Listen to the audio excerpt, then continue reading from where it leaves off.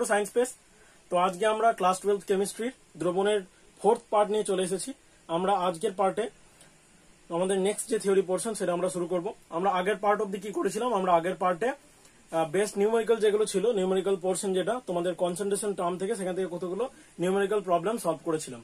আমরা নেক্সট ভিডিওতে বলেছিলাম যে আমাদের নেক্সট থিওরি পোর্শন যেটা আছে, মানে হেনরিস ল বা তরলে গ্যাসের দ্রাব্যতা, নেক্সট পোর্শন যেটা সেটা শুরু করব। ঠিক আছে, তাহলে আজকে আমরা পার্ট 4 এ কি করতে চলেছি, আমাদের নেক্সট পোর্শন যেটা হচ্ছে তরলে গ্যাসের দ্রাব্যতা, সেটা আমরা শুরু করতে চলেছি। আমাদের কনসেন্ট্রেশন টার্ম অবধি হয়েছিল থিওরি পোর্শনটা, তারপর সেখান থেকে আমরা পার্ট 3 তে প্রবলেম করেছিলাম। এবার আমাদের আজকের যেটা টপিক, প্রথম টপিক, সেটা হচ্ছে তরলে গ্যাসের দ্রাব্যতা। তোমাদের বইয়ের যে নেক্সট টপিক তোমাদের বইয়ের যেটা হচ্ছে তোমাদের তরলে গ্যাসের দ্রাব্যতা। ঠিক আছে, তরলে গ্যাসের দ্রাব্যতা। তাহলে সবার আগে আমি দ্রাব্যতা জিনিসটা কি সেটা আমি আগে ক্লিয়ার করে দিতে চাই। তোমরা আগেই ছোট ক্লাসে নিশ্চয়ই পড়েছো দ্রাব্যতার সংজ্ঞা, যে একটা নির্দিষ্ট উষ্ণতায় বা একটা স্থির উষ্ণতায় কোন নির্দিষ্ট পরিমাণ দ্রাবকের মধ্যে যত পরিমাণ দ্রবীভূত হলে সম্পৃক্ত দ্রবণ তৈরি হয়, সেই নির্দিষ্ট উষ্ণতাতে ওই নির্দিষ্ট পরিমাণ দ্রাবকে, মানে যত গ্রাম দ্রবীভূত হলো সেই দ্রাবকে তার দ্রাব্যতা বলে। একটু কনফিউজিং লাগতে পারে সংজ্ঞাটা, তোমরা একটু ভালো করে শুনবে। যে স্থির উষ্ণতায় যে কোনো নির্দিষ্ট পরিমাণ দ্রাবকে যত গ্রাম দ্রবীভূত হলে সম্পৃক্ত দ্রবণ তৈরি হয়, সেই গ্রামের সংখ্যাটা, মানে যত গ্রাম দ্রবীভূত হয়ে সম্পৃক্ত দ্রবণ তৈরি করলো স্থির উষ্ণতাতে, সেই সংখ্যাটাকে বলা হয় তার দ্রাব্যতা। ঠিক আছে, তাহলে যত পরিমাণ দ্রবীভূত হলে সম্পৃক্ত দ্রবণ তৈরি হবে স্থির উষ্ণতাতে, অবশ্যই উষ্ণতাটা স্থির রাখতে হবে। ঠিক আছে, কারণ উষ্ণতা দ্রাব্যের উপর, মানে দ্রাব্যতার উপর উষ্ণতার একটা প্রভাব আছে, যে উষ্ণতার ফলে দ্রাব্যতা বাড়ে বা কমে, যে কোনো কিছু একটা হয়, আমরা সেটা ডিটেলসে পড়বো, যে দ্রাব্যতার উপর উষ্ণতার প্রভাব আছে, ওই জন্য উষ্ণতাকে স্থির রাখতে হয়। মানে একটা নির্দিষ্ট উষ্ণতা 20 ডিগ্রিতে কোনো বস্তুর বা গ্যাসের একরকম দ্রাব্যতা হবে কোনো দ্রাবকে, আবার সেটা 25 ডিগ্রিতে বা অন্যান্য তাপমাত্রায় অন্যরকম দ্রাব্যতা দেখাবে। তাহলে আমরা দ্রাব্যতা জিনিসটা কি বুঝলাম, যে কোনো নির্দিষ্ট উষ্ণতাতে যে পরিমাণ দ্রবীভূত হলে দ্রবণটা সম্পৃক্ত হয়। এবার আমাদের হচ্ছে তরলে গ্যাসের দ্রাব্যতা, মানে আমরা তরল নিয়েছি একটা পাত্রতে, ধরে নাও এটা একটা পাত্র, এখানে আমরা কি নিয়েছি, তরল নিয়েছি। আমরা এখানে কি নিয়েছি, তরল নিয়েছি। ঠিক আছে, এখানে আমাদের ধরে নাও একটা তরল দ্রাবক আছে, এটা হচ্ছে আমাদের তরল দ্রাবক। এখানে আমরা কি করছি, এখানে আমরা গ্যাসকে, মানে তরলে গ্যাসের দ্রবণ আমরা করতে চাইছি, মানে গ্যাসকে দ্রবীভূত করতে চাইছি। আমি ফার্স্ট ভিডিওতে যেখানে দ্রবণের ইন্ট্রোডাকশন পোর্শনটা পড়িয়েছিলাম, সেখানে আমি বলেছিলাম যে আমাদের যে 9 ধরনের দ্রবণে আমরা উদাহরণ পড়েছি, তার মধ্যে তরলে গ্যাস যেটা ছিল আমাদের দ্রবণের ভাগটা, তরলটা হচ্ছে দ্রাবক আর গ্যাসটা হচ্ছে দ্রাবক, সেই পোর্শনটা আমরা ডিটেলসে পড়বো বলেছিলাম সেই ধরনের দ্রবণকে নিয়ে।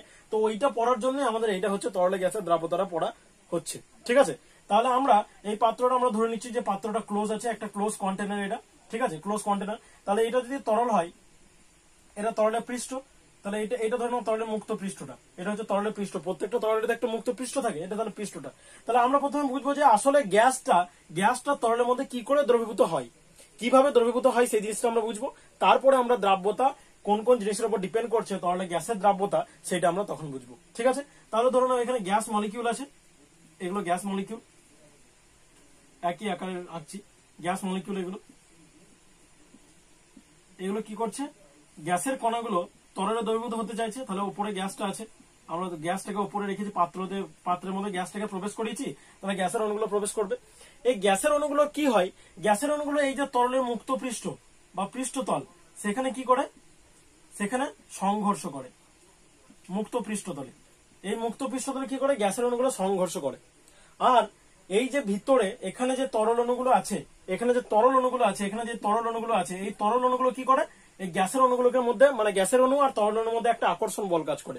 তাহলে কেন দ্রবীভূত হয় গ্যাসটা তরলে কেন দ্রবীভূত হয়, গ্যাসের অণুগুলোর তরলের মুক্ত পৃষ্ঠতলে সংঘর্ষের জন্য, আর গ্যাসের মধ্যে তরলের অণুগুলো এবং গ্যাসের অণুগুলোর মধ্যে পারস্পরিক আকর্ষণ বল, এই দুটো কারণের জন্য গ্যাসটা তরলের মধ্যে দ্রবীভূত হয়। ঠিক আছে, এটা বুঝতে পারলে যে গ্যাসের অণুগুলো তরলে মুক্ত পৃষ্ঠতলে, আমরা যখন যদি কোনো গ্যাসকে তরলে দ্রবীভূত করতে চাই, তাহলে সেখানে তরলে মুক্ত পৃষ্ঠতলে কি করে, সেখানে সংঘর্ষে লিপ্ত হয় গ্যাসের অণুগুলো। আর গ্যাসের অণুগুলোকে তরলের ভিতরে যে তরলের যে দ্রাবকের মধ্যে যে অণুগুলো আছে, তারা একটু হলেও আকর্ষণ বল কাজ করে। ঠিক আছে, বেশ। এবার আমরা বুঝবো যে প্রথম দিকে, মানে দ্রবীভবনটা কিভাবে শুরু হচ্ছে। মানে আমরা এই হেডিংটা এখানে লিখছি না, আমরা তো হেডিং লিখেছি। তাহলে আমরা এখানে কি করব, প্রথমে যে আমাদের কিভাবে দ্রবীভবন, মানে কিভাবে দ্রাব্যতাটা শুরু হচ্ছে, কিভাবে গ্যাসটা দ্রবীভূত হওয়া শুরু হচ্ছে, সেটা আমরা দেখবো। দুটো প্রসেসের মাধ্যমে দেখতে হবে। দেখো তাহলে এটা ধরে নিলাম আমাদের কন্টেনারটা, আর এটা আমাদের লিকুইডটা এখানে আছে, লিকুইডটা আমাদের এখানে আছে, ঠিক আছে, লিকুইডটা আছে আমাদের এখানে। এবার কন্টেনারটা যদি এইভাবে আঁকি আরো ভালো লাগবে দেখতে, এইভাবে ধরে নাও আঁকলাম, ঠিক আছে, তোমরা বুঝলেই হলো, কন্টেনারের ছবিটা বুঝতে পারলেই হলো, ঠিক আছে। তাহলে এখানে আমাদের প্রথমে গ্যাসের মলিকিউল গুলো দ্রবীভূত হবে। তাহলে প্রথমে কি হয়, প্রথমে গ্যাসের মলিকিউল গুলো দ্রবীভূত হয়, গ্যাসের মলিকিউল দ্রবীভূত হয়। আর এখানে যে গ্যাসের মলিকিউল আছে, এখানে তরলের মধ্যেও তো কিছু গ্যাসের মলিকিউল থাকবে, তরলের মধ্যে কি থাকবে, কিছু গ্যাসের মলিকিউল থাকবে। তাহলে গ্যাসের মলিকিউল গুলো তরল ফেজে যায়, এখানে যায়, তরলের ফেজে যায়। মানে প্রথমে যখন আমরা দ্রাব্যতা মানে কোন জিনিসকে গ্যাসকে দ্রবীভূত করতে চাই, তখন তারা কেন দ্রবীভূত হয় সেটা বুঝলাম। আর গ্যাসের অণুগুলো কি হয়, গ্যাসের অণুগুলো মানে তরলের মধ্যে প্রবেশ করতে চায়, তাহলে গ্যাসের অণুগুলো নিচেতে দ্রবীভূত হতে চায়, মানে গ্যাসীয় দশা থেকে তরল দশায় যেতে চায়। আর তরলের মধ্যে যে গ্যাসটা আছে সেইটা তরল দশা ত্যাগ করে গ্যাসীয় দশায় যেতে চায়। মানে এখানে দুটো জিনিস ঘটছে, একটা হচ্ছে গ্যাসের দ্রবীভবন আর একটা তরলের বাষ্পীভবন বলতে পারি। তাহলে এখানে আমাদের একটা কি ঘটছে, একটা হচ্ছে দ্রবীভবন, দ্রবীভবন গ্যাসের, এটা কার ঘটছে, দ্রবীভবনটা কার ঘটছে, গ্যাসের অণুগুলো, গ্যাসের অণু, গ্যাসের অণুগুলো কি করছে, দ্রবীভবনের জন্য গ্যাসীয় থেকে তরল, গ্যাসীয় থেকে কোথায় যেতে চাইছে, তরলে যেতে চাইছে। আর নিচেতে রেখে যদি বাষ্পীভবন বলি, বাষ্পীভবন বলি, তাহলে এখানে যে তরলের গ্যাসীয় অণুগুলো আছে, তরলের মধ্যে যে গ্যাসীয় অণুগুলো আছে তারা কি করছে, তারা তরলের গ্যাসীয় অণু, তরলের গ্যাসীয় অণু, তরলের গ্যাসীয় অণু কি হয়, অণুগুলো গ্যাসীয় ফেজে যেতে চায়, গ্যাসীয় দশায়। এই তরলের যে গ্যাসীয় অণুগুলো আছে সেগুলো গ্যাসীয় দশায় যেতে চায়, আর গ্যাসের অণুগুলো তরলে আসতে চায়। তাহলে প্রথম দিকে এইটা বেশি হয়, দ্রবীভবনটা বেশি হয় প্রথম দিকে। তাহলে আমরা যদি এটাকে রিপ্রেজেন্ট করতে চাই, তাহলে আমরা এটাকে এইভাবে আঁকছি, ধরে নাও ছবিটা, যে আমাদের প্রথম দিকে কোনটা বেশি হচ্ছে। আমরা যদি এইভাবে কন্টেনারটা আঁকলাম, আমরা প্রথম দিকে কি হচ্ছে, এটা যদি আমাদের লিকুইডটা হয়, প্রথম দিকে এখান থেকে যে গ্যাসের অণুগুলো আসছে তার হারটা বেশি। আমরা এখানে 3টে অ্যারো দিলাম, আর উপর দিকে আমরা 2টো অ্যারো দিলাম। মানে কি, ওপর দিকে এটা কি বাষ্পীভবনটা, এটা হচ্ছে ওপর দিকে বাষ্পীভবনটা, আর নিচের দিকে হচ্ছে দ্রবীভবনটা। তাহলে প্রথম দিকে দ্রবীভবনটা বেশি হয়, মানে গ্যাসের অণুগুলো তরলের মধ্যে যাওয়ার প্রবণতাটা বেশি হয়। গ্যাসীয় দশা থেকে তরল দশায় যাওয়ার যে হার, আর তরল দশা থেকে গ্যাসীয় দশায় যাওয়ার, তরলের মধ্যে যে গ্যাসীয় অণুগুলো আছে সেগুলোর গ্যাসীয় দশায় যাওয়ার হার, সেটা কি হয়, কম হয়। এইটা দ্রবীভবনটা বেশি হয়। বেশ, তাহলে ধরে নাও যে ওপরেরটা বেশি ঘটছে, ওপরটা ধরে নাও ঘটছে 20, মানে আমি এমনি কোন সংখ্যা দিয়ে বোঝাচ্ছি, নিচেরটা ঘটছে ধরে নাও 10, ওপরে যে দ্রবীভবনটা সেটা ঘটছে ধরে নাও 20, আর বাষ্পীভবনটা হচ্ছে 10। তাহলে এমন একটা টাইম আসবে যে বাষ্পীভবনটা বাড়বে, আর দ্রবীভবনটা তো 20 আছে ধরে নাও, তাহলে বাষ্পীভবনটা বাড়ছে। তাহলে এমন একটা সময় আসবে যখন উভয়টা সমান হয়ে যাবে, মানে দ্রবীভবন আর বাষ্পীভবনের হারটা কি হয়ে যাবে, সমান হয়ে যাবে। মানে আমাদের এখানে 3টে অ্যারো দিয়েছি, আমরা এখানে আরেকটা অ্যারো দিয়ে দিচ্ছি ধরে নাও, আর এখানে আরেকটা অ্যারো দিয়ে দিচ্ছি, 4টে। তাহলে এখানেও আরো ছবিটা আমি আরেকবার আঁকছি ধরে নাও ভালো করে। তাহলে আমাদের কি হচ্ছে, বাষ্পীভবনটা, তরলটা যখন দ্রবীভূত হচ্ছে ধীরে ধীরে কি হচ্ছে, বাষ্পীভবন আর আমাদের যে ঘনীভবন বা দ্রবীভবন, সেই দুটো কি হয়ে যাচ্ছে, স্পিড দুটোর হারটা সমান হয়ে যাচ্ছে। মানে আমরা যদি এদিকে এটাকে রিপ্রেজেন্ট করি 2টো অ্যারো দিয়ে, 3টে অ্যারো দিয়ে, তাহলে আমাদের ওপরেও 1টা অ্যারো, 2টো অ্যারো আর 3টে অ্যারো, মানে একই অ্যারো দিয়ে বোঝানোর চেষ্টা করছি যে দ্রবীভবন আর বাষ্পীভবন কি হয়ে গিয়েছে, সমান হয়ে গিয়েছে। মানে আমাদের একটা এখানে বলতে পারি যে আমাদের এখানে একটা সাম্যাবস্থা বা গতিশীল সাম্যাবস্থা তৈরি হয়েছে। কিরকম সাম্যাবস্থা, যে গ্যাসের অণু, গ্যাস অণু প্লাস তরল দিয়ে কি হয়েছে, দ্রবণ। গ্যাসের অণুগুলো আর তরলের মধ্যে একটা সাম্যাবস্থা তৈরি হয়েছে, দিয়ে আমাদের দ্রবণ তৈরি হয়েছে। এই যে দ্রবণটা তৈরি হলো, এই অবস্থাতে যখন সাম্যাবস্থা আছে, এটাকে বলা হয় সম্পৃক্ত দ্রবণ। মানে এর মধ্যে আর দ্রবীভূত হতে পারবে না, মানে এর মধ্যে দ্রাব বলতে এখানে গ্যাসটা দ্রবীভূত হচ্ছে, তাহলে এখানে আর গ্যাস দ্রবীভূত হতে পারবে না। এই পজিশনে যতটা পরিমাণ গ্যাস দ্রবীভূত হয়েছে, যতটা পরিমাণ গ্যাসের মানে দ্রাব্যতা রয়েছে, মানে যতটা গ্যাসটা দ্রবীভূত হয়েছে এই পজিশনে, সেটা হচ্ছে গ্যাসের দ্রাব্যতা। তাহলে এই টাইমে যেটা আমরা পাই সেটা হচ্ছে তোমার গ্যাসের দ্রাব্যতাটা, এই টাইমে যেটা আমরা পাবো সেটা হচ্ছে গ্যাসের দ্রাব্যতা। ঠিক আছে, তাহলে গ্যাসের দ্রাব্যতা জিনিসটা বোঝা গেল। প্রথম দিকে দ্রবীভবন বেশি হয় আর বাষ্পীভবনটা কম হয়, তারপরে দুটো ব্যালেন্স হয়ে যায়, ব্যালেন্স হওয়ার ফলে তরল আর গ্যাসের অণুগুলোর মধ্যে তরলের ওপরে যে গ্যাসীয় অণুগুলো রয়েছে আর নিচে তরল অণুগুলো তাদের মধ্যে একটা সাম্যাবস্থা রচিত হয়, দিয়ে একটা সম্পৃক্ত দ্রবণ তৈরি হয়, যেটা হচ্ছে আমাদের যেই পজিশনে যখন যে গ্যাসের যে গাঢ়ত্ব মানে কি গ্যাসটা কতটা আছে, তাহলে তখন যে গ্যাসের গাঢ়ত্বটা আমরা বলবো যে গ্যাসের যে গাঢ়ত্ব তরলের মধ্যে তখন সেই পজিশনে যখন সাম্যাবস্থা রচিত আছে সেই অবস্থানে যেটা গাঢ়ত্ব সেটা হচ্ছে গ্যাসটার দ্রাব্যতা। বুঝতে পারলে? বেশ, এবার আমরা দেখবো যে গ্যাসের দ্রাব্যতাটা কোন কোন বিষয়ের উপর নির্ভর করে। তাহলে আমাদের গ্যাসের দ্রাব্যতা কোন কোন বিষয়ের উপর নির্ভর করে? গ্যাসের দ্রাব্যতা নির্ভর করে যে দ্রাব্য আর দ্রাবকটা কিরকম নিয়েছি, মানে গ্যাসটা কিরকম আর তরলটা কিরকম। তাহলে তরল ও গ্যাসের প্রকৃতি, মানে কোন তরলটাকে নিয়েছি আর কোন গ্যাসটাকে দ্রবীভূত করছি, মানে কোন তরলের মধ্যে দ্রবীভূত করছি আর কোন গ্যাসটাকে করছি তার উপরে নির্ভর করে। এটা কিভাবে করে দেখো, কোন কোন বিষয় কোন কোন মানে পয়েন্ট আছে এর মধ্যে।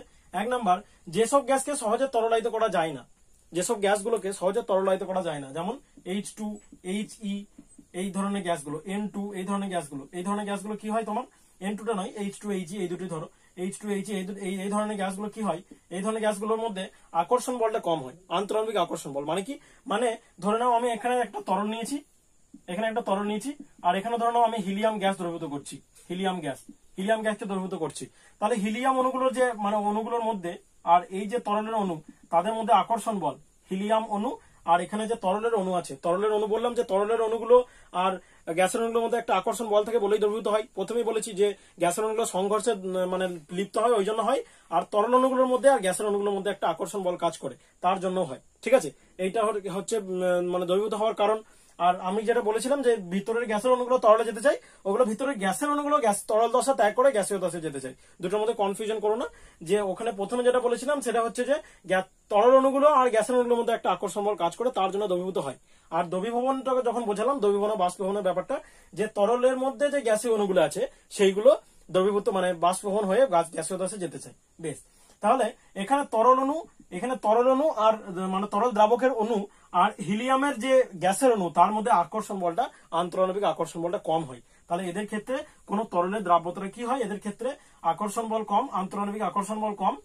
এগুলো আন্তরাণবিক, এগুলো তোমরা পয়েন্টগুলো ভাষাগুলো নিজেরাই পারবে, আকর্ষণ বা বইয়ে পেয়ে যাবে তোমরা ভাষাগুলো।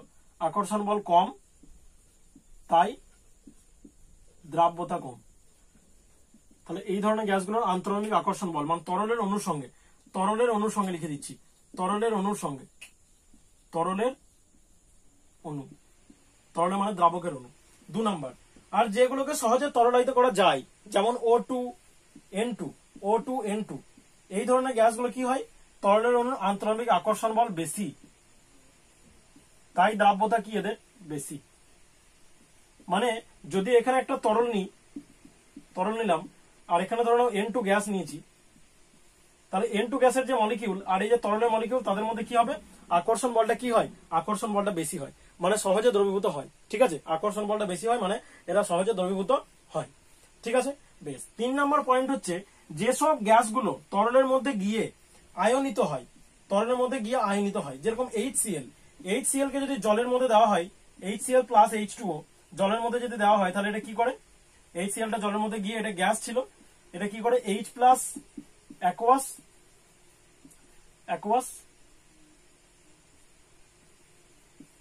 Plus Cl minus aqueous, H plus আর Cl মাইনাস এই দুটো কি হয় আয়নে ভেঙে যায়। HCl কে যদি আমরা জলের মধ্যে দিই, HCl গ্যাসকে জলে দ্রবীভূত করি তাহলে সেটা H প্লাস আর Cl মাইনাসে ভেঙে যায়, ওই জন্য এর দ্রাব্যতাটা বেশি হয়। তাহলে যেসব গ্যাস তরলের মধ্যে আয়নিত হয় বা দ্রাবকের মধ্যে আয়নিত হয় তাদের ক্ষেত্রে গ্যাসের দ্রাব্যতাটা বেশি হয়। ঠিক আছে, 4 নাম্বার হচ্ছে অ্যামোনিয়ার ব্যাপারটা দেখো, অ্যামোনিয়া কিন্তু জলের মধ্যে অত্যন্ত বেশি পরিমাণে দ্রবীভূত হয়। ঠিক আছে, আর এই HCl জলের মধ্যে আয়নিত হয় বলে দ্রবীভূত হলো, জলের মধ্যে দ্রবীভূত হওয়ার হার অনেক বেশি, কিন্তু এটা কিন্তু কেরোসিন, পেট্রোল বা বেনজিন এদের মধ্যে বা ক্লোরোফর্মের মধ্যে দ্রবীভূত বেশি হবে না, কারণ সেখানে আয়নিত হয় না, শুধুমাত্র জলের মধ্যে আয়নিত হয়, ওই জন্য জলে দ্রবীভূত হওয়ার হার বেশি।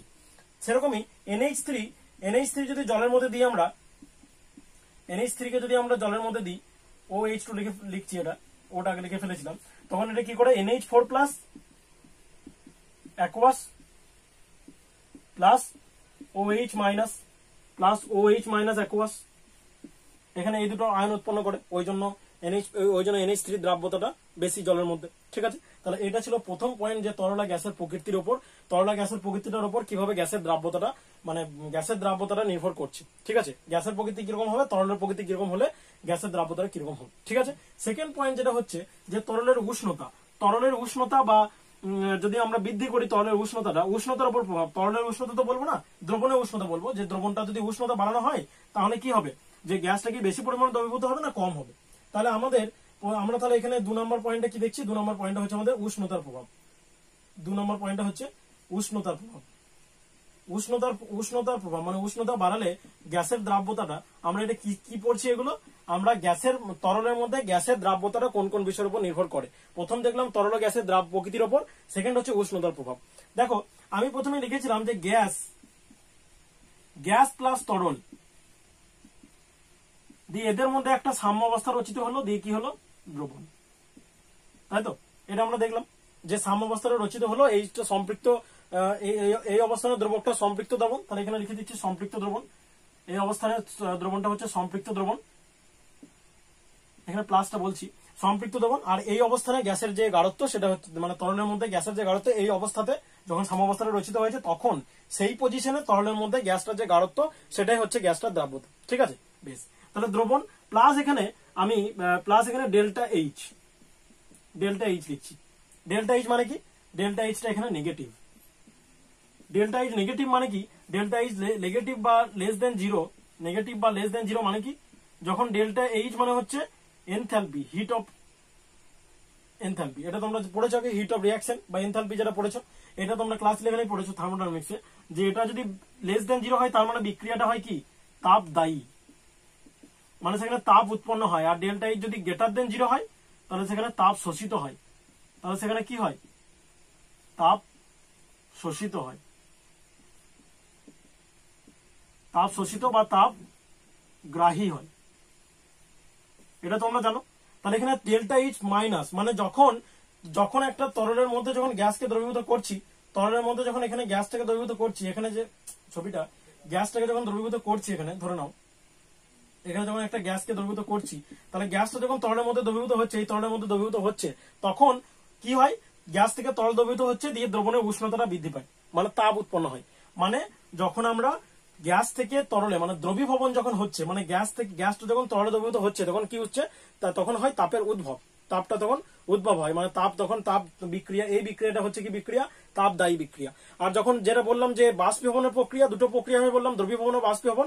আর দ্রবীভবনের সময় কি হয়, সময় যে গ্যাসের মধ্যে তরলের মধ্যে যে গ্যাসীয় অণুগুলো আছে সেগুলো গ্যাসীয় দশে যেতে চায়, তখন তাপটা শোষিত হয়, তাহলে এখন যদি আমরা টেম্পারেচার বাড়াই, টিটাকে যদি ইনক্রিজ করি, টেম্পারেচার বাড়াচ্ছি, তার মানে কি হবে, টেম্পারেচার বাড়াচ্ছি, তাহলে আমাদের এখানে একটা জিনিস বুঝে নিতে হবে, লা শাতেলিয়ার যে প্রিন্সিপাল আছে, আমরা ক্লাস 11 পড়েছি সাম্যাবস্থাতে, লা শাতেলিয়ার প্রিন্সিপালটা কি বলছে, যে যদি এ প্লাস বি থেকে সি হয়, ধরে নাও এ প্লাস বি থেকে সি হলো, এটা ইকুইলিব্রিয়ামে আছে, আমি এটাকে উপমুখী চিহ্ন দিয়ে ইকুইলিব্রিয়ামটা বোঝাচ্ছি, এটা ইকুইলিব্রিয়ামে আছে, ঠিক আছে, ইকুইলিব্রিয়ামে আছে। তাহলে আমি হঠাৎ করে যদি সি এর কনসেন্ট্রেশনটা বাড়িয়ে দিই, দিলাম, ঠিক আছে, এর কনসেন্ট্রেশনটা বাড়িয়ে দিলাম, কনসেন্ট্রেশন মানে দ্রাব্যতাটা বাড়িয়ে দিলাম, ঠিক আছে, গাঢ়ত্বটা বাড়িয়ে দিলাম, গাঢ়ত্বটা বাড়িয়ে দিলাম, তাহলে কি হবে, তাহলে এ প্লাস বি থেকে সি ছিল, ইকুইলিব্রিয়ামে ছিল, এইদিকে যা সি থেকে এ প্লাস বি যা হচ্ছিল, এ প্লাস বি থেকে সি তাই হচ্ছিল, ফরওয়ার্ড ডাইরেকশনে যে স্পিড আর ব্যাকওয়ার্ড ডাইরেকশনে যে স্পিড দুটো একই ছিল। এবার যদি সি এর কনসেন্ট্রেশনটা বাড়িয়ে দিই তাহলে কি হবে, তাহলে পশ্চাৎ বিক্রিয়ার হারটা বাড়বে, কারণ এদিকে কনসেন্ট্রেশন বেড়ে গিয়েছে। লা শাতেলিয়ার প্রিন্সিপালে বলা আছে, যদি কোনো ইকুইলিব্রিয়ামে আছে এরকম কোনো রিয়াকশনকে আমরা ডিস্টার্ব করি, কিভাবে ডিস্টার্ব করি, যদি কনসেন্ট্রেশন, টেম্পারেচার, প্রেসার, এই জিনিসগুলো বা হিট বা টেম্পারেচার মানেই তো হিট হচ্ছে, তাহলে ওইগুলো যদি আমরা চেঞ্জ করতে চাই, তাহলে ইকুয়েশনটা বা ইকুইলিব্রিয়ামটা কি করবে, এমন ভাবে নিজেকে সাজিয়ে নেবে বা নিজেকে এমন ভাবে শিফট করবে যাতে আমরা যে প্রভাবটা ফেলেছি সেটা মানে শেষ হয়ে যায়, মানে একটা নতুন ইকুইলিব্রিয়াম মানে প্রতিষ্ঠা করতে চাইবে। যেদিকে প্রেসার বা স্ট্রেস বেশি হয়ে যাবে, যেদিকে স্ট্রেস বেশি হয়ে যাবে, সেই দিকটাকে কমানোর চেষ্টা করবে ইকুইলিব্রিয়ামটা, মানে কোনো মানুষকে মানে যদি আঘাত করা হয় তাহলে কি করে, সে ডিফেন্ড করার চেষ্টা করে, সেই রকম ভাবেই যদি কোনো ইকুইলিব্রিয়ামকে ডিস্টার্ব করার চেষ্টা করা হয় তাহলে তার এফেক্টটাকে সে কমাতে চায়। তাহলে এখানে যদি কনসেন্ট্রেশন বাড়িয়ে দিই আমরা, তাহলে এই সি থেকে যদি এ প্লাস বি তৈরি হতে লাগে, তাহলে কনসেন্ট্রেশন আবার কমতে লাগবে। সি থেকে যদি এ প্লাস বি মানে ফরওয়ার্ড, এখানে তো ব্যাকওয়ার্ড ডাইরেকশন 10 ছিল, ব্যাকওয়ার্ড ডাইরেকশনের স্পিড, আর এদিকে ফরওয়ার্ড ডাইরেকশন আর ব্যাকওয়ার্ড ডাইরেকশন 10 ছিল, ঠিক আছে। এবার হঠাৎ করে এর কনসেন্ট্রেশনটা বাড়িয়ে দিলাম, তাহলে কনসেন্ট্রেশন বেড়ে গেল, তাহলে স্পিডটা কি হবে, এর স্পিডটা তখন মানে তখন কি হয়ে যাবে, এর স্পিডটা অ্যাডজাস্ট করতে চাইবে। ঠিক আছে, দুটো স্পিড একই ছিল ইকুইলিব্রিয়ামে, আর যখন কনসেন্ট্রেশনটা বাড়িয়ে দেবো তখন এই দিকের একটা স্ট্রেস পড়ছে, এদিকে স্ট্রেসটা পড়ছে, ওই জন্য ইকুইলিব্রিয়ামটা মানে এ প্লাস বি বেশি হতে লাগবে, মানে পশ্চাৎ বিক্রিয়ার হারটা বেড়ে যাবে, দিয়ে ইকুইলিব্রিয়ামটা আবার নতুন করে তৈরি হতে চাইবে।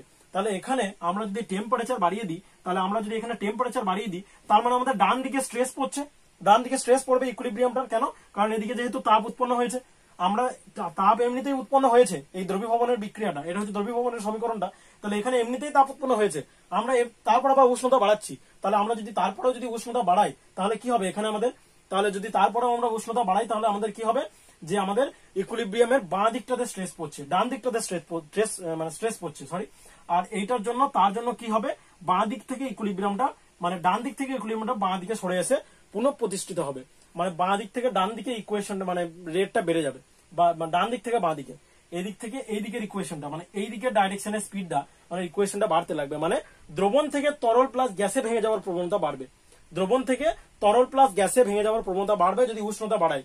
উষ্ণতা বাড়াচ্ছি বলে ডান দিকে স্ট্রেস পড়ছে, যেহেতু ডান দিকে এমনিতেই তাপ উৎপন্ন হয়েছে বিক্রিয়াটাতে, তাপদায়ী বিক্রিয়া, তাপদায়ী বিক্রিয়াতে যদি আরো উষ্ণতা দিই তাহলে তাহলে ডান দিকে স্ট্রেস পড়ছে, উষ্ণতা যদি দিই আবার তাপ উৎপন্ন হয়েছে এমনিতেই, তারপর আবার আরো তাপ দিচ্ছি, মানে ডান দিকে স্ট্রেস পড়ছে, মানে ডান দিকের প্রভাবটাকে কমানোর চেষ্টা করার জন্য ইকুইলিব্রিয়ামটা বাঁ দিকে শিফট করবে, ওই জন্য কি হবে, দ্রবণ থেকে তরল প্লাস গ্যাসে ভেঙে যাওয়ার প্রবণতা কি হবে, আমরা তাহলে ইকুয়েশনটাকে এখন এইভাবে দেখাতে পারবো যে এই দিকের যে স্পিডটা এটা এরকম বেড়ে গিয়েছে, আর এই দিকেরটা কি, এই দিকেটা কম, এইদিকে অ্যারোটা বেশি বড়, মানে এইদিকে স্পিডটা বেড়ে গিয়েছে, দিয়ে বাঁ দিকে সরে গিয়ে ইকুয়েশনটা মানে ইকুইলিব্রিয়ামটা কি হবে, পুনঃপ্রতিষ্ঠিত হতে চাইবে, মানে আবার ইকুইলিব্রিয়ামে আসার চেষ্টা করবে।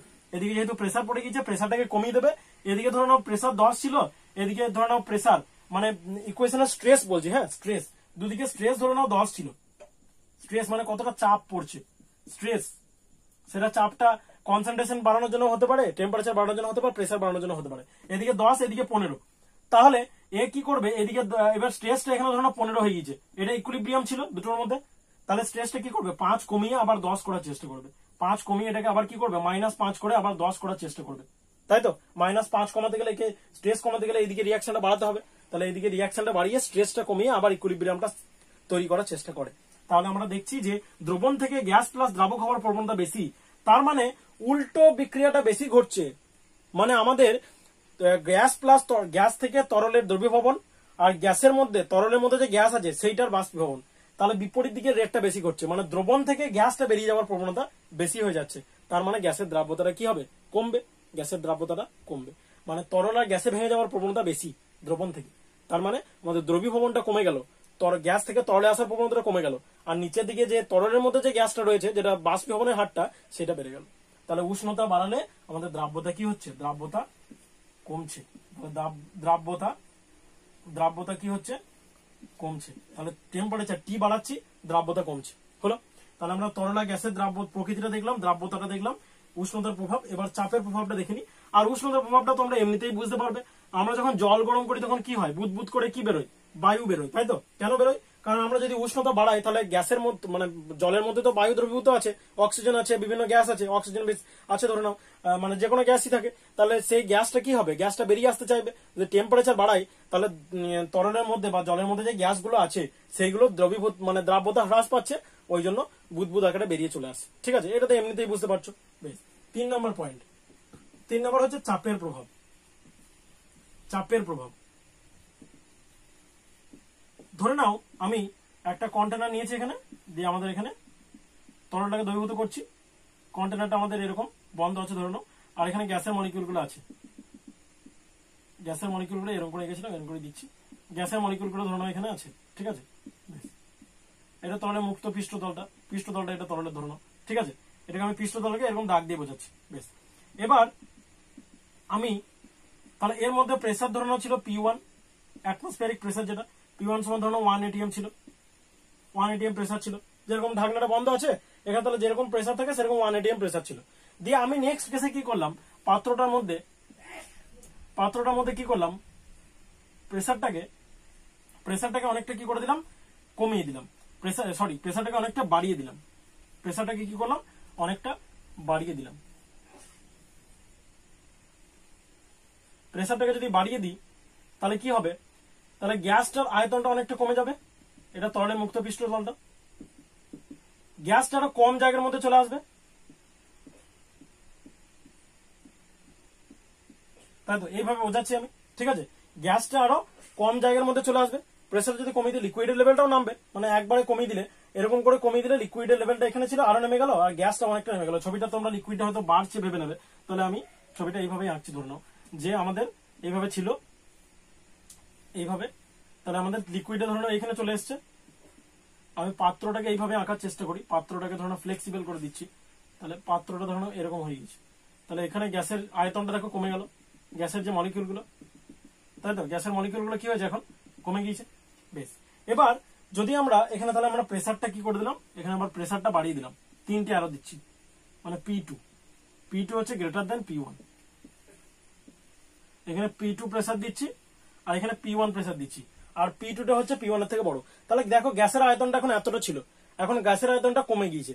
তার মানে কি, তার মানে এই যে তরলের মুক্ত পৃষ্ঠতলে গ্যাসের অণুর সংখ্যা এখানের থেকে কি হবে, বেড়ে যাবে। গ্যাসের আয়তন কম মানে কি, এখানে ধরে নাও গ্যাসের আয়তনটা 20 সেন্টিমিটার কিউব,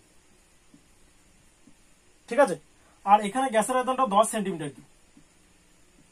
তাহলে গ্যাসের অণুগুলো তো একই আছে, এখানে যদি 40টা অণু ছিল তাহলে এখানেও 40টা অণুই থাকবে, অণুর সংখ্যা তো কমে যাবে না। তাহলে 40টা অণুই আছে, তাহলে এখানে 20 সেন্টিমিটার কিউবে 40টা অণু, আর এখানে 10 সেন্টিমিটার কিউবে 40টা অণু, তাহলে এখানে 20 সেন্টিমিটার কিউবে অণু হচ্ছে 40টা।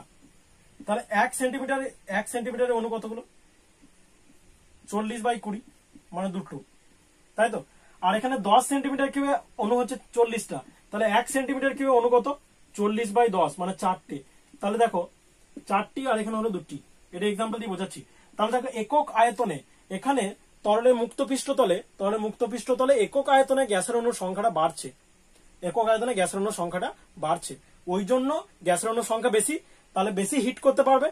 একক আয়তনে যদি গ্যাসের অণুর সংখ্যা বেড়ে যায় তাহলে গ্যাসের অণুটা মুক্ত পৃষ্ঠতলে বেশি হিট করতে পারবে, বেশি সংঘর্ষ করবে, তাহলে বেশি দ্রবীভূত হবে। তাহলে আমরা এখান থেকে বুঝলাম যে পি এর মান বাড়ালে বা চাপের মান বাড়ালে দ্রাব্যতাটা বাড়ছে। তাহলে উষ্ণতার মানের সঙ্গে দ্রাব্যতার মানটা ইনভার্সলি প্রপোর্শনাল ছিল, মানে দ্রাব্যতাটা কমছে উষ্ণতা বাড়ালে, কিন্তু চাপের ক্ষেত্রে সেটা সমানুপাতিক। মানে চাপটা বাড়ালে কি হচ্ছে, প্রেসারটা যদি আমরা ইনক্রিজ করি তাহলে আমাদের দ্রাব্যতা কি হবে, দ্রাব্যতা আমরা কি দেখলাম যে দ্রাব্যতা আমাদের বাড়ছে, ঠিক আছে? প্রেসার ইনক্রিজ করছি, দ্রাব্যতা বাড়ছে।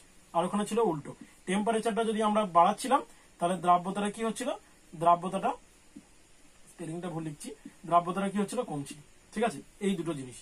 আর আমাদের তরল গ্যাসের প্রকৃতি সেটা দেখলাম। এবার আমাদের যেটা জানার বিষয় সেটা হচ্ছে আমাদের হেনরির সূত্র। দেখো আমাদের যেটা ইম্পর্টেন্ট এখানে সব থেকে, সেটা হচ্ছে তোমাদের এখানে হেনরির সূত্র। তাহলে আমরা এটা দেখবো।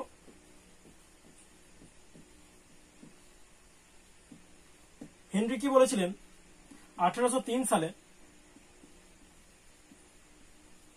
এটা আমি তোমাকে বলছি, তোমরা স্ক্রিনের উপর দেখতে পাবে, লিখছি আমি। হেনরি বলেছিলেন যে স্থির উষ্ণতায় উষ্ণতা স্থির রাখতে হবে। কেন? কারণ উষ্ণতার উপর দ্রাব্যতার প্রভাব আছে। উষ্ণতা মানে 20 ডিগ্রিতে যা দ্রাব্যতা হবে 30 ডিগ্রিতে আলাদা হবে, আমরা দেখলাম উষ্ণতার প্রভাব রয়েছে। তাহলে স্থির উষ্ণতাতে কোন নির্দিষ্ট পরিমাণ তরলে কোন গ্যাসের দ্রাব্যতা কি হয়, দ্রবণের সঙ্গে বা তরলের দ্রাবকের সঙ্গে সাম্যাবস্থায় থাকা গ্যাসের চাপের সঙ্গে সমানুপাতিক। মানে কি, মানে আমরা যদি এখানে একটা পাত্রের মধ্যে, আমরা এখানে কন্টেনার এখানে সবসময় আঁকতে হবে, তাহলে এখানে পাত্রের মধ্যে যদি গ্যাসটাকে আমরা দ্রবীভূত করতে চাই, আর এখানে যদি তরলের মুক্ত পৃষ্ঠ, তাহলে এটা হচ্ছে তোমার তরলটা, তাহলে এ যখন নিচেতে দ্রবীভূত হচ্ছে আর এখান থেকে বেরিয়ে যাচ্ছে, মানে যখন সাম্যাবস্থা রচিত আছে, তখন সেই অবস্থানে গ্যাসের যে চাপ তার সঙ্গে গ্যাসের দ্রাব্যতাটা কি হয়, সমানুপাতিক হয়।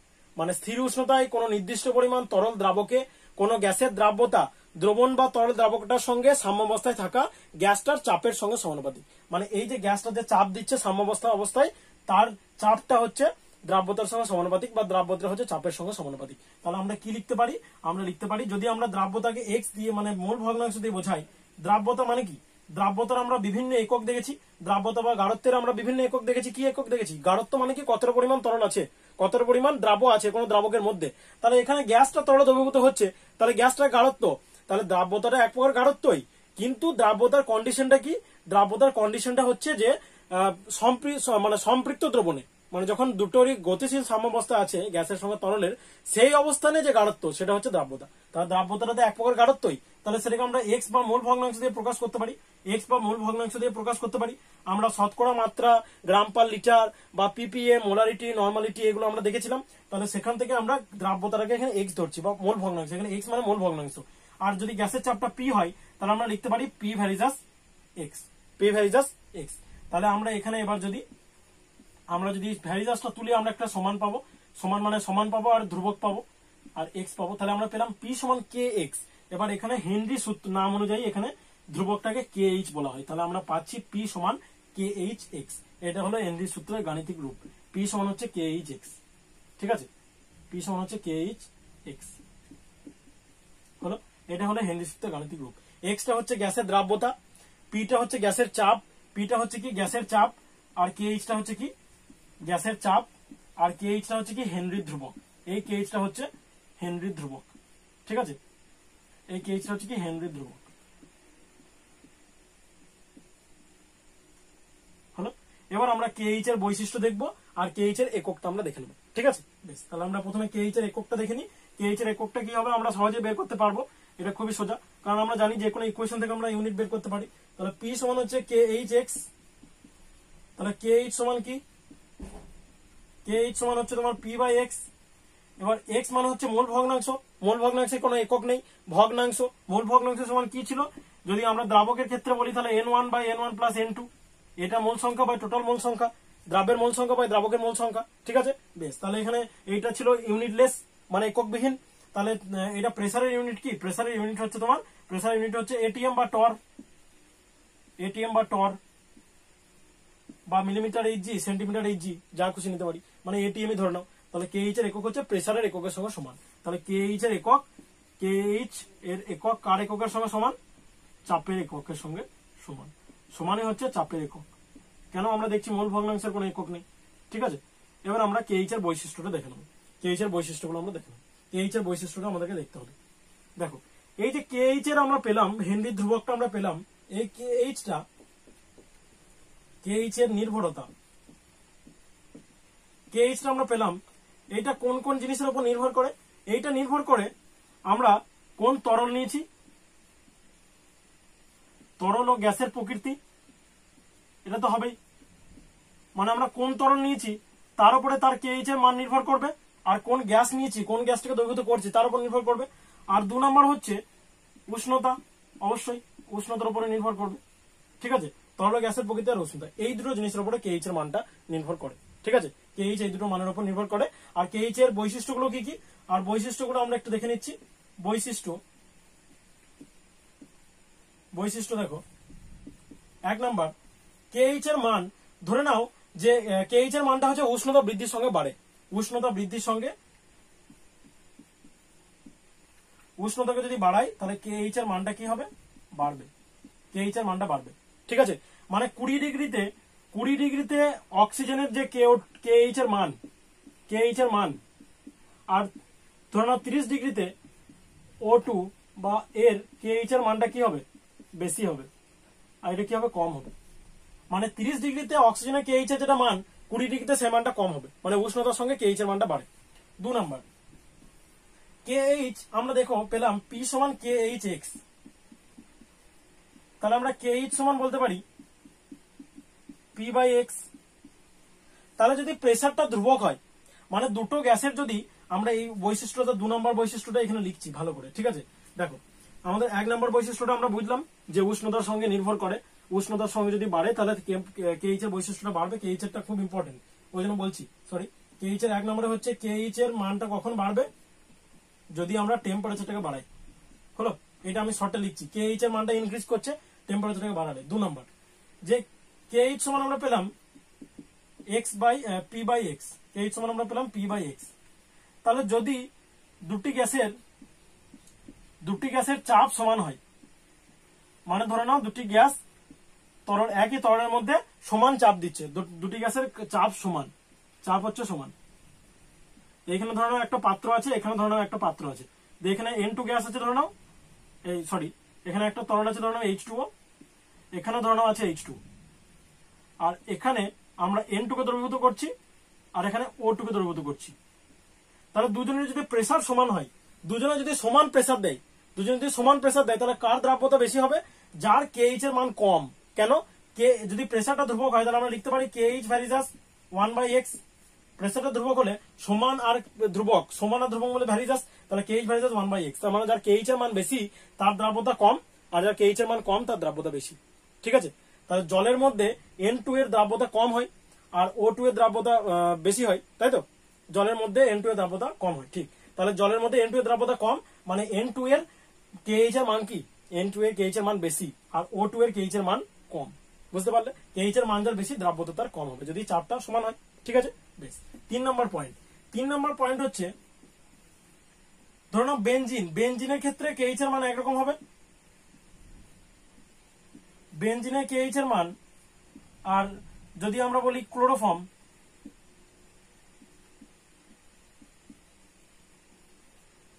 KH এর মান এদের কি হবে? আলাদা হবে। কেন? আমরা বলেই দিয়েছি KH এর মানটা উষ্ণতার গ্যাসের প্রকৃতির উপর নির্ভর করে, তাহলে KH এর মানটা আলাদা হবে। KH এর মানটা বেনজিনের ক্ষেত্রে আলাদা হবে, ক্লোরোফর্মের ক্ষেত্রে আলাদা, যে কোনো আলাদা আলাদা তরল নিলে আলাদা আলাদা KH এর মান হবে। তাহলে KH এর মানটা কোন কোন বিষয়ের উপর নির্ভর করে? KH এর মানটা নির্ভর করে যে কোন উষ্ণ তরল দ্রাবক নিয়েছি, আর কোন তরলটা দ্রাবক হিসাবে নিয়েছি, আর কোন গ্যাসটাকে দ্রবীভূত করছি, আর উষ্ণতার উপর নির্ভর করে। উষ্ণতা বাড়ালে KH এর মানটা বাড়ে। আর 2 নম্বর ছিল যে যার যে গ্যাসের KH এর মান বেশি হয় তার দ্রাব্যতা কম হয়। আর 3 নম্বর ছিল যে যদি আমরা আলাদা আলাদা তরল নিই তাহলে তাদের KH এর মানটা আলাদা আলাদা হবে। ঠিক আছে? এবার আমরা দেখবো হেনরি সূত্রের, মানে হেনরি সূত্রের প্রযোজ্যতা।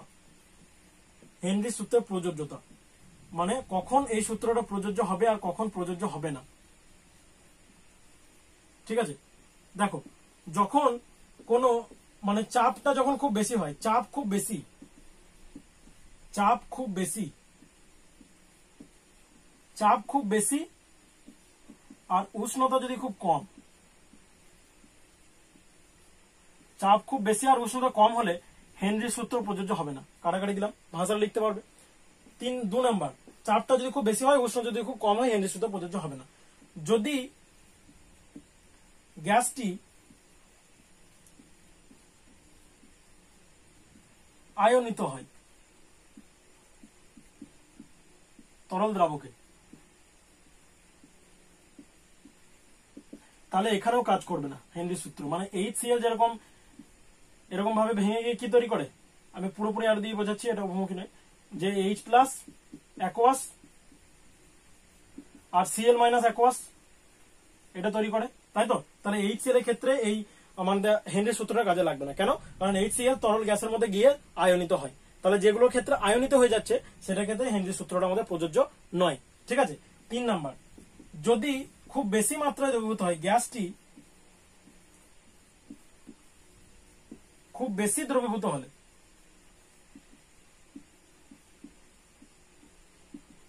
গ্যাসটি খুব বেশি পরিমাণে দ্রবীভূত হলে কি হবে? এখানেও হেনরি সূত্রটা কাজে লাগবে না। গ্যাসটি কোনো বেশি পরিমাণে দ্রবীভূত হলে হেনরি সূত্র কাজে লাগবে না। 4 নাম্বার একটা আছে যে যদি গ্যাসটা কোনো গ্যাস আর তরল মিলে যদি যৌগ তৈরি করে, গ্যাসটি তরল দ্রাবকের সঙ্গে যৌগ তৈরি করে,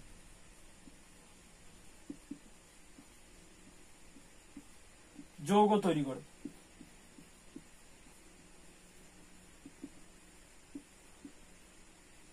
তাহলে এখানেও ক্রস, মানে ক্রস দিয়েছে মানে কি এইগুলোতে হেনরি সূত্র কাজে লাগবে না। যদি খুব বেশি পরিমাণে দ্রবীভূত হয়, যেরকম NH3, যেরকম এটা কি এক্সাম্পল দিতে পারি NH3 জলের মধ্যে খুব বেশি পরিমাণে দ্রবীভূত হয় আর আয়নিত এমনিতে হয় NH4+OH-, তাহলে এখানে আমাদের কি হচ্ছে যে অ্যামোনিয়ার ক্ষেত্রে এটা প্রযোজ্য নয়। তাহলে হেনরি সূত্র যদি চাপ খুব বেশি উষ্ণতা খুব কম হয় তাহলে হবে না।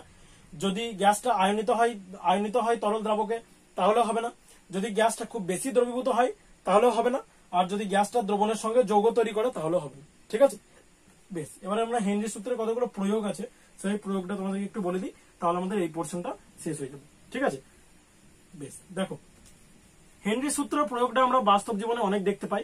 যেটা হচ্ছে তোমার কোল্ড ড্রিঙ্কস এর ক্ষেত্রে কি হয়, CO2 carbon die oxide gas থাকে, সেইটা সাম্য অবস্থায় থাকে লিকুইডটার সঙ্গে, CO2 লিকুইড। মানে কার্বন ডাই অক্সাইডটা কি হয়, কোল্ড ড্রিঙ্কস এর মধ্যে যে লিকুইডটা আছে তার মধ্যে CO2টা উচ্চ চাপে দ্রবীভূত করা থাকে, তাহলে CO2 সঙ্গে CO2 গ্যাসটা তরলের মধ্যে দ্রবীভূত হচ্ছে, তাহলে CO2 আর ভিতরে লিকুইড দুটোর মধ্যে একটা সাম্য অবস্থা রচিত হয়।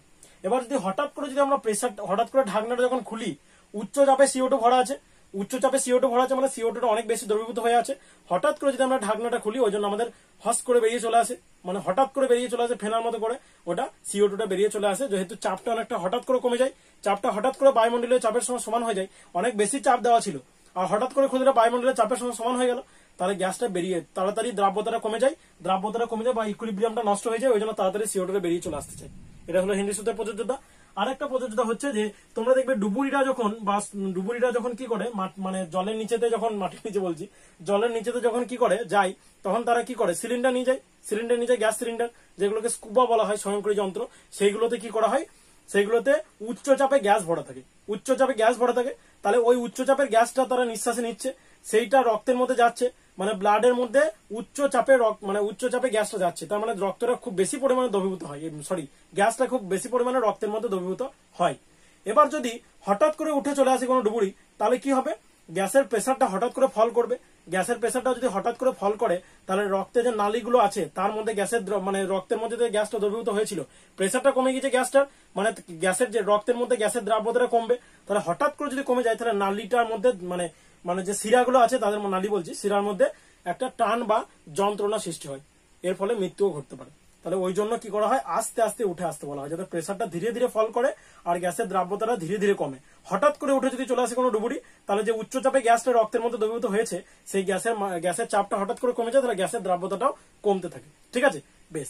আর 3 নম্বর হচ্ছে যে তোমরা দেখবে যে এই জন্য কি করা হয়, যে স্কুবা যে যন্ত্র, মানে যে ইয়েগুলো, সেখানে ওই জন্য হিলিয়ামটা 80% নেওয়া হয়, অক্সিজেনটা 20% নেওয়া হয়। হিলিয়ামের দ্রাব্যতা অনেকটা কম রক্তের মধ্যে বা জলের, মানে তরলের মধ্যে দ্রাব্যতাটা অনেকটা কম, ওই জন্য এখন স্বয়ংক্রিয় যন্ত্র বা স্কুবা বলা হয় এগুলোকে, সেই যন্ত্রগুলোতে কি হয়, ডুবুরিরা যে যেটার মাধ্যমে সিলিন্ডারটার মাধ্যমে শ্বাস কাজে নেয়, তার মধ্যে কি করা হয়, 20% O2 আর 80% হিলিয়াম ভরা হয়। ঠিক আছে, ওই O2 জন্য মানে শ্বাসটা নিতে পারবে, আর হিলিয়াম কম পরিমাণে দ্রবীভূত হয়, ওই জন্য অতটা ক্ষতি হয় না। ঠিক আছে। আর 3 নম্বর হচ্ছে, তোমরা দেখবে যে উঁচু জায়গাতে গেলেও সিলিন্ডার নিয়ে যায়, তো পর্বতারোহী যারা পাহাড়ের মধ্যে চড়ে তারাও সিলিন্ডার নিয়ে যায়। কেন? কারণ উঁচু জায়গাতে কি হয়, মানে অক্সিজেনের যে প্রেসার, মানে বায়ুতে যে প্রেসারটা, সেটা কি হয়, চাপটা কম হয়, ওই জন্য রক্তের মধ্যে অক্সিজেনের দ্রাব্যতাটা কম হয়। রক্তের মধ্যে যদি অক্সিজেনের দ্রাব্যতা কম হয়, তাহলে শ্বাসকষ্ট হবে বা অন্যান্য রকম দুর্বলতা বা মাথার মানে চিন্তা করার প্রবণতা, এগুলো হ্রাস পাবে। তাহলে ওই জন্য উঁচু অঞ্চলে কি হয়, শরীরটা খারাপ করে। কেন? কারণ অক্সিজেনের দ্রাব্যতাটা রক্তের মধ্যে কমে যায়, যেহেতু অক্সিজেনের প্রেসারটা কমে যাচ্ছে। ঠিক আছে, অক্সিজেনের প্রেসারটা যেহেতু কমে যাচ্ছে, ওই জন্য কি হয়, রক্তের মধ্যে অক্সিজেনের দ্রাব্যতাটা কমে যায়। তাহলে আমাদের হেনরি সূত্র অব্দি হলো, আমরা তরল গ্যাসের দ্রাব্যতা ডিটেলসে পড়লাম, হেনরি সূত্র পড়লাম। নেক্সট দিন আমরা কঠিন দ্রবণ, প্রতিস্থাপিত কঠিন দ্রবণ আর একটা অন্তঃস্থানিক কঠিন দ্রবণ, এই দুটো জিনিস আমাদের যদি হয়ে যায়, তারপরে আমাদের রাউল্টের সূত্র বা তরলে বাষ্পচাপের পোর্শনটা শুরু হবে। ভিডিওটা দেখার জন্য অত্যন্ত ধন্যবাদ। নেক্সট ভিডিওর জন্য ওয়েট।